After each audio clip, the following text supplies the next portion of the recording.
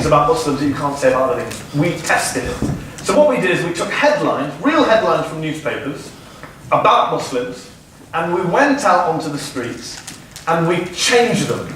And we inserted different names in for Muslim, and we tested public opinion. I think it was a shopping centre in Essex. So we took real headlines. For example, the Daily Star had a headline, Muslim sickos, Mehdi kidnap shot, where they tried to imply that Madeleine McCann death or kidnapping was a Muslim plot.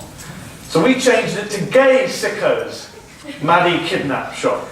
There was another headline, I think it was in the Mail, although I can't remember exactly, and it was Christmas is banned, it offends Muslims. We changed it to Christmas is banned, it offends Jews. And the other one was an Express headline, now Muslims tell us how to run our schools. And we changed it, now black people tell us how to run our schools. And we went out onto the street with two boards, and on each side was the real headline and the fake headline. We showed it to people. And the fake headline really got people wound up, even in Essex. You might think with great respect to anyone from Essex. Slightly small C conservative area, and they were really upset. People think, oh, it's outrageous, upset, angry. And then you'd flip the board, Peter would flip the board, and they'd go, oh. Is it bad? No, it's still bad, but it's much more, used to it. It's not surprising. And you see, even today, 2 years later, you just do that. That's my test. People say to me, how do you test this on? Very easily. Substitute the word Muslim or Islam with something else, another minority group. The best way is often put Jewish in for Muslim and see whether that would be acceptable. So you have, for example, recently, I don't know if you followed in London, Tower Hamlets elected a mayor called Lutfur Rahman. There was a big row in London because the Labour Party was split. He was accused of having links to Islamic extremism. And both the Telegraph and Spectator websites went with the headline, Islam, the Islamic Republic of Tower Hamlets. Can you imagine if a Jewish, an Orthodox Jewish mayor was elected in Stanmore or Golders Green or another North London borough? Can you imagine the headline on a national newspaper website saying the Jewish Republic of Stanmore or Golders Green? That journalist would be sacked within a few minutes of publishing that headline. The second thing we did in that film was we investigated some of these stories that you hear about Muslim crazies, because there are so many of them, and instinctively we say, is that true? So we decided to put it to the test, and guess what? They all turned out not to be true, the stories we randomly selected. Did a local council, for example, ban Christmas to avoid offending its Muslim population? No. Did NatWest remove its piggy banks to avoid offending Muslims? That was a claim in the Daily Express? No. Did a Muslim hate mob vandalise a house full of British squaddies in Slough? Nope. Did a university, I think it was Leicester University, have its Muslim medical students revolt over plans to roll up their sleeves to avoid hospital infections? No. So all these stories turned out to be untrue, and yet they're repeated again, night and day. They become almost received and accepted wisdom. The third thing we did was to actually measure and statistically, empirically measure the coverage and study the coverage of Islam and British Muslims in the media.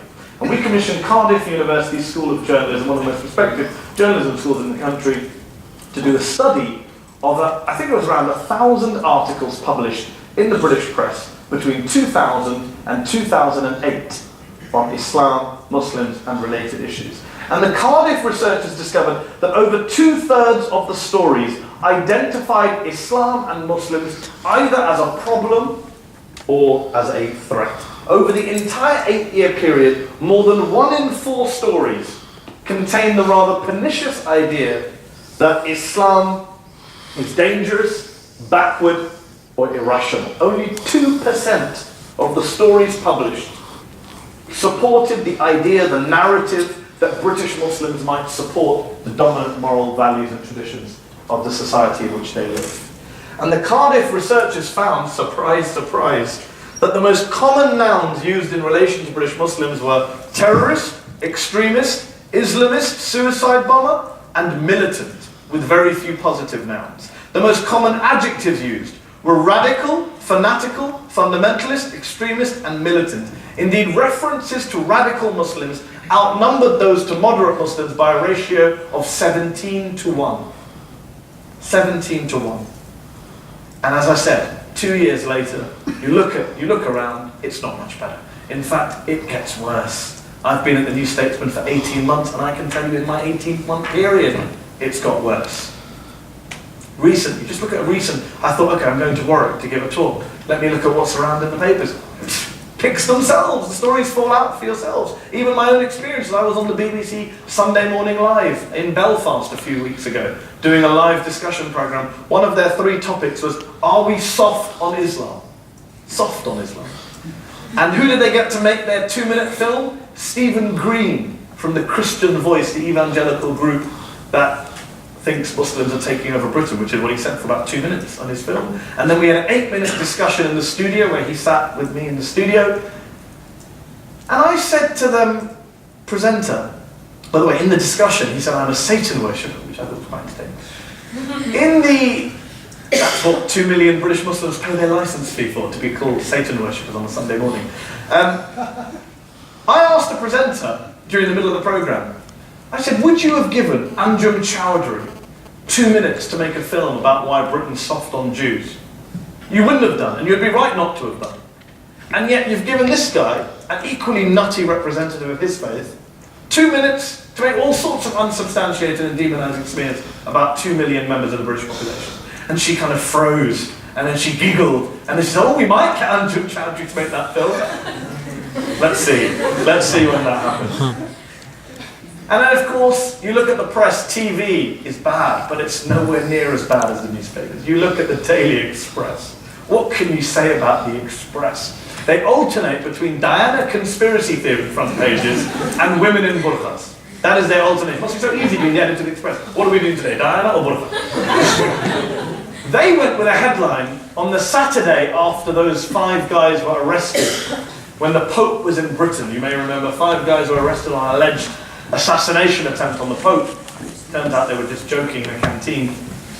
The Express headline was a classic even by their standards. Muslim plot to kill the Pope. Muslim plot to kill the Pope. All of us! Not just 5 guys, all 2 million Muslims were involved. We were Skyping and emailing each other as to how we were going to kill good old Benedict in his Pope-mobile. Muslim plot. Again, substitute the words. Can you imagine another community, a Hindu plot, Jewish plot, black plot, any other description? The generalization, the stereotyping. And of course the whole story was wrong to begin with. Those 5 guys were released without charge on the Sunday, and on the Monday, page 9, tiny little paragraph in the Express, 5 guys were released without charge. Move on. That's how papers work. There's the Mail, of course, and the Daily Mail and the Mail on Sunday. Recently, you may have noticed the Mail on Sunday has become obsessed with halal meat. 2 weeks running, the Mail on Sunday went with halal meat is everywhere, which I never knew and I was delighted to hear. But they went with the story, Mail halal meat everywhere. It's secretly being given halal meat, it's so bad. It's abusing animals. Again, you look at the double standard, people say, oh, well, what's wrong with that? It's an investigation, people have a right to know. Fine, they have a right to know. But what I find amazing is that a story which begins on spurious animal rights grounds, are we expected to believe that the Daily Mail cares about animal rights? That's justified on the grounds that this is about animal rights, we're worried about these animals.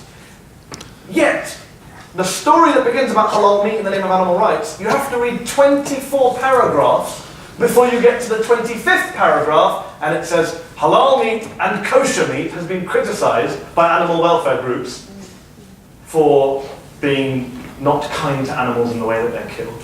In fact, the Farm Animal Welfare Report that's often quoted by people who want to ban halal meat in 2003, which did criticise halal slaughter, also criticised kosher slaughter. So if you're going to criticise us all. Why are you only picking on us? This is my point again. What is the definition of discrimination? What is the definition of a phobia? Of demonisation? When you pick on one group, yet other groups are doing similar things. And then you've got TV, newspapers, but then nothing compares to the world of the internet, the world of the wide web. Blogs, the blogosphere.